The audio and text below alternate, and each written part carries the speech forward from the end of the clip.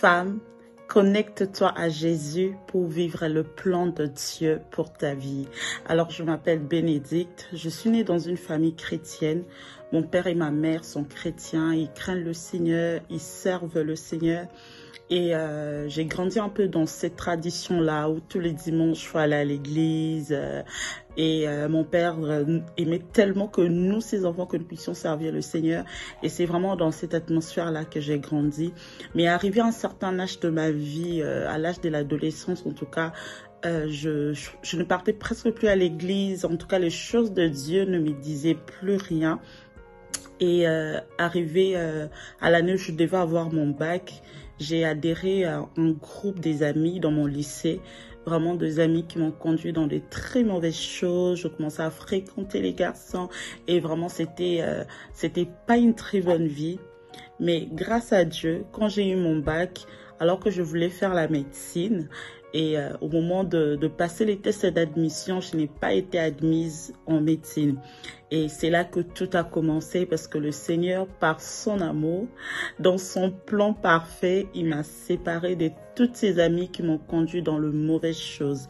Et je me suis retrouvée presque tout seule à l'université parce que finalement, j'avais pris la décision de pouvoir changer de filière. Et là, je me suis orientée à faire l'économie. Et là, je me suis retrouvée avec de nouvelles personnes, de nouvelles amies. Et grâce à Dieu, c'est au travers de ces nouvelles amies, au fait que je rencontrais le Seigneur et le Seigneur a vraiment changé ma vie. Le Seigneur a transformé ma vie. Et un jour, alors que je servais le Seigneur, là, nous sommes en 2012 à Kinshasa, République démocratique du Congo.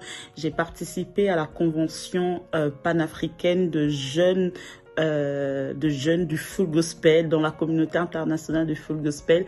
Et pendant cette convention, j'étais intervenante, je devais faire l'appel à l'offrande. Et ces jours-là, un homme de Dieu, un serviteur de Dieu, un jeune aussi, et me parler de la part du Seigneur pour me dire que Bénédicte, je te vois servir Dieu en France. Là, nous sommes en 2012. J'étais encore étudiante et j'avais vraiment pris cette promesse à cœur et je me disais vraiment que Dieu me veut dans cette nation.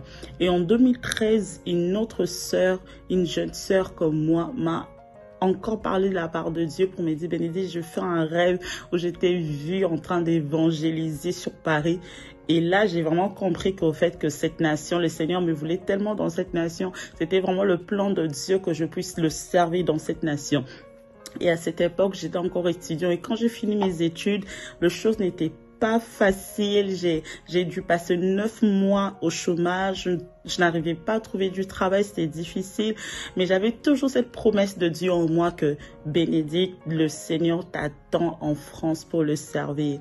Et le Seigneur a fait grâce. Le Seigneur m'a conduit, en tout cas, entre 2012 où j'ai reçu cette promesse jusqu'au 31 décembre 2016 où je suis arrivée en France.